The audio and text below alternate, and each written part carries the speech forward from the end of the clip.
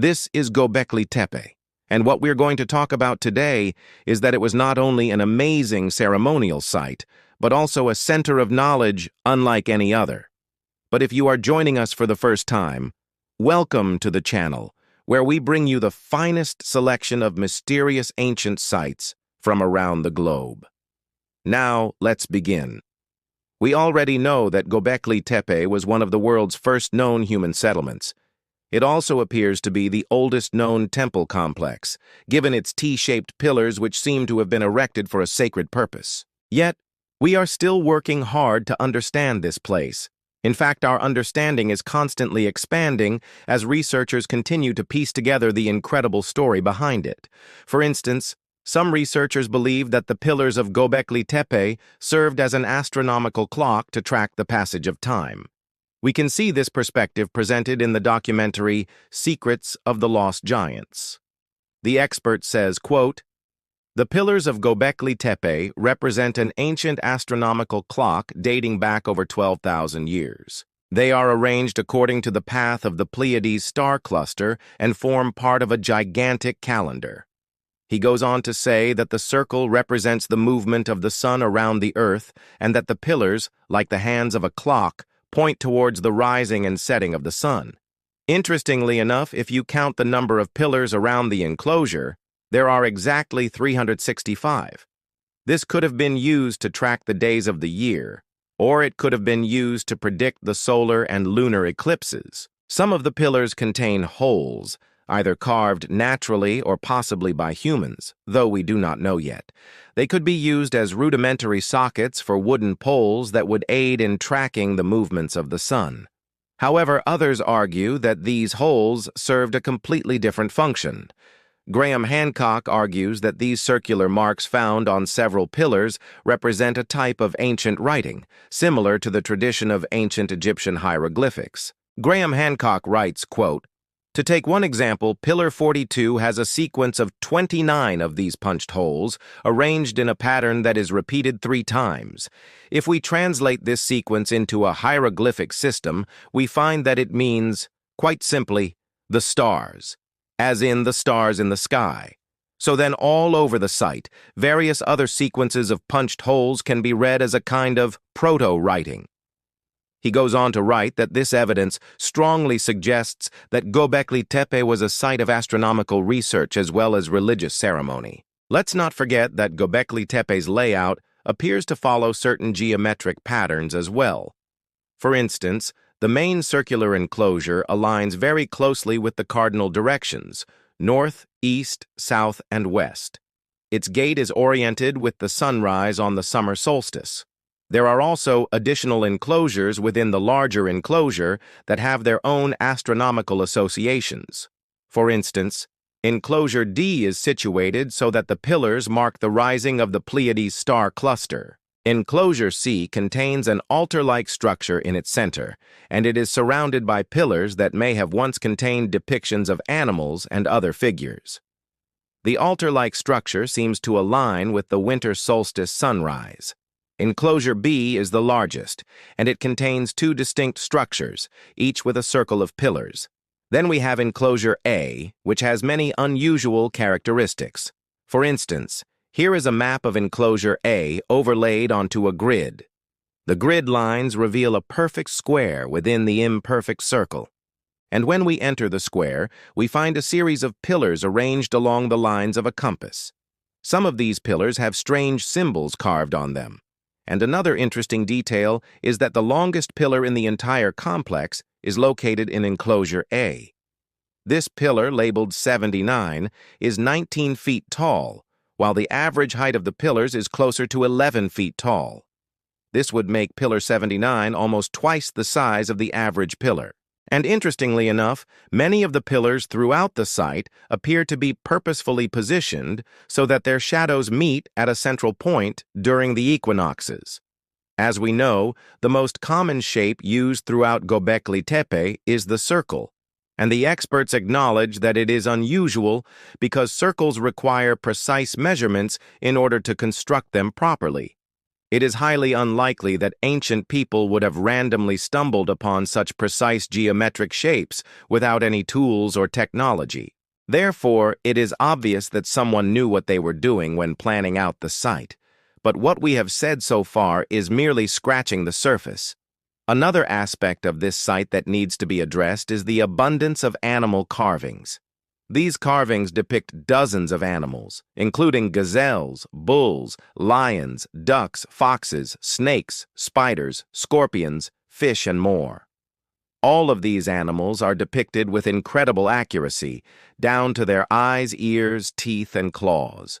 They are shown in a variety of poses, running, jumping, standing, and fighting. Many of the pillars have two animals carved on them, facing each other.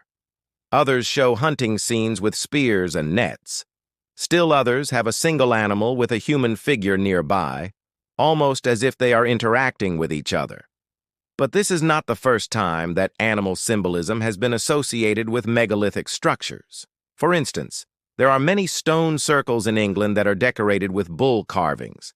The best-known example is probably Stonehenge, which features dozens of bull carvings as well as spiral patterns that resemble DNA. The famous archaeologist Sir Flinders Petrie noticed that there are spiral patterns in many ancient sites, including Egypt, Malta, and Greece. In addition to the bull carvings, many of the pillars at Gobekli Tepe have a strange icon carved on them. This icon consists of a series of lines that resemble a flower petal or a leaf. In fact, this symbol is so ubiquitous that it even has its own page on Wikipedia. According to Wikipedia, quote, about 50% of the pillars bear this sign.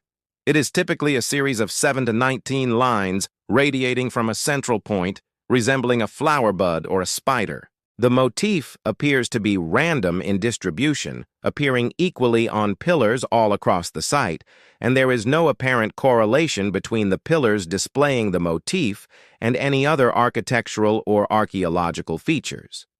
However, some have suggested that this icon may have represented a type of ancient deity.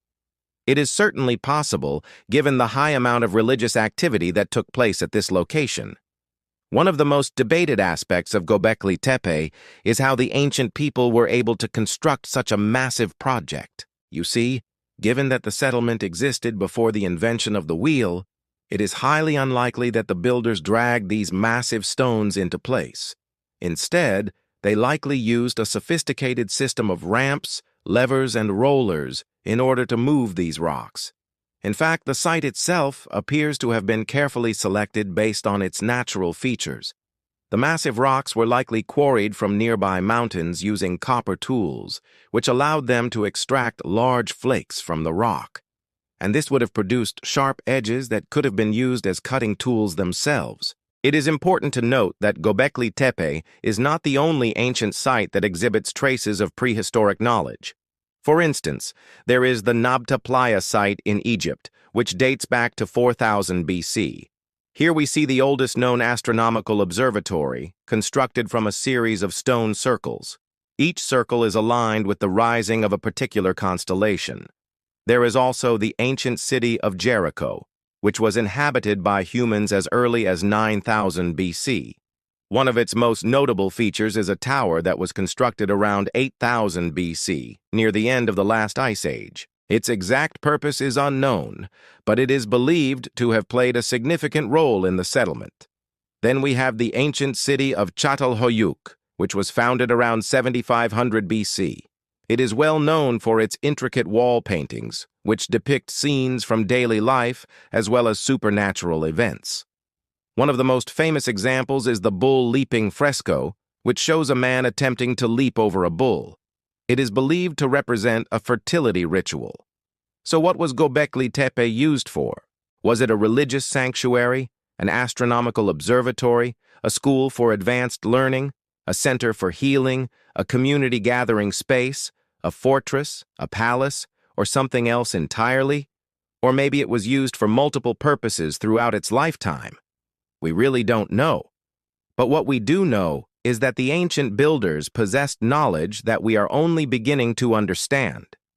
They were capable of constructing massive stone structures with incredible precision.